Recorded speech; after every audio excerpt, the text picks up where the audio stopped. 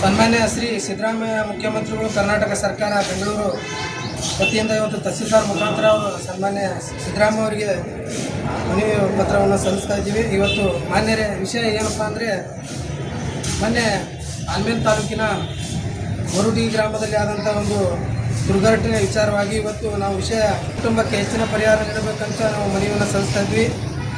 ಮೇಲ್ಕಂಡ ವಿಷಯ ಸಂಬಂಧಿಸಿದಂತೆ ವಿಜಯಪುರ ಜಿಲ್ಲೆಯ ಆಲ್ಮೇಲ್ ತಾಲೂಕಿನ ಮೋರುಟಿಗಿ ಗ್ರಾಮದಲ್ಲಿ ಬಿರುಗಾಳಿ ಹಾಗೂ ಸಹಿತ ಭಾರೀ ಮಳೆ 5 ಮೃತಪಟ್ಟಿದ್ದಾರೆ.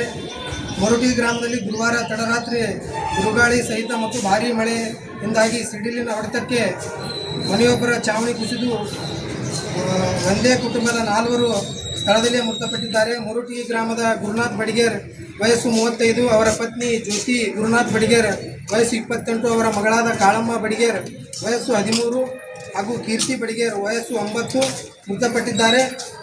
ಅದೃಷ್ಟವಶ ಗುರುನಾಥ ಎಂಬ ಅವರ ಮಗನಾದ 10 ವರ್ಷದ ಮತ್ತೊಬ್ಬ ಪುತ್ರ, ಆತನ ತಾಯಿ ಬದುಕುಳಿದಿದ್ದಾರೆ.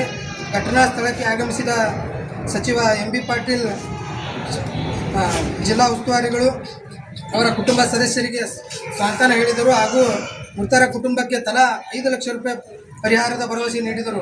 ಮನೆಯಲ್ಲಿ ದುಡಿಯುವವರು ಪರಿಹಾರ ಹಣವನ್ನೇ ಜೀವನ ಸಾಗಿಸಬೇಕು ಮತ್ತು ಮಗುವಿನ ವಿದ್ಯಾಭ್ಯಾಸ ಮಾಡಬೇಕು. ಈಗಿನ ಕಾಲದಲ್ಲಿ 20 ಲಕ್ಷ ರೂಪಾಯಿ ಪರಿಹಾರ ಸಾಲದು. ಅದಕ್ಕಾಗಿ ತಲಾ ಒಬ್ಬರಿಗೆ 15 ಲಕ್ಷ ರೂಪಾಯಿ ನೀಡಬೇಕಂತ ನಾವು KRS ಪಕ್ಷದ ವತಿಯಿಂದ ಮಾನ್ಯ ಸಿದ್ದರಾಮಯ್ಯ ಸಾಹೇಬರಿಗೆ ಇವತ್ತು ಆಗ್ರಹವನ್ನು ಮಾಡ್ತಾ ಇದ್ದೀವಿ.